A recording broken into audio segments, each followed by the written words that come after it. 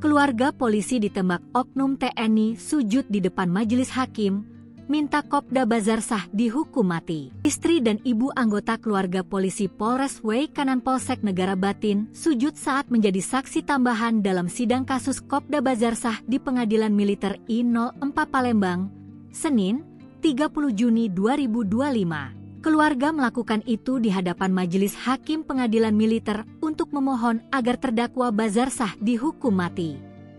Setelah memberikan keterangan kepada Majelis Hakim dan Auditor Militer, ketiganya kompak sujud di hadapan persidangan. Di hadapan Majelis Hakim, istri almarhum AKP Anumerta Lusianto, Kapolsek Negara Batin menyebut sudah tak tahu lagi bagaimana menghadapi hidup tanpa kepala keluarga.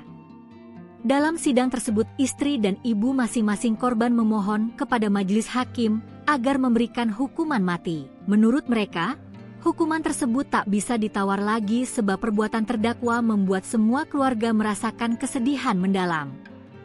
Setelah keluarga sujud, Ketua Majelis Hakim Pengadilan Militer I-04 Palembang, Kolonel CHK Freddy Ferdian Isnartanto menyampaikan agar tetap tenang. Sebelumnya, sidang keempat kasus penembakan 3 anggota polisi di Weikanan, Lampung digelar di Pengadilan Militer I-04 Palembang, Senin, 30 Juni 2025. Kopda Bazarsah oknum TNI yang menembak mati 3 polisi di Weikanan Lampung menjalani sidang keempat dengan agenda mendengarkan keterangan saksi ahli, Senin, 30 Juni 2025. Ahli balistik forensik Puslap 4 Mabes Polri dihadirkan sebagai saksi ahli dalam lanjutan kasus pembunuhan 3 orang polisi di Weikanan dengan terdakwa Kopda Bazarsah.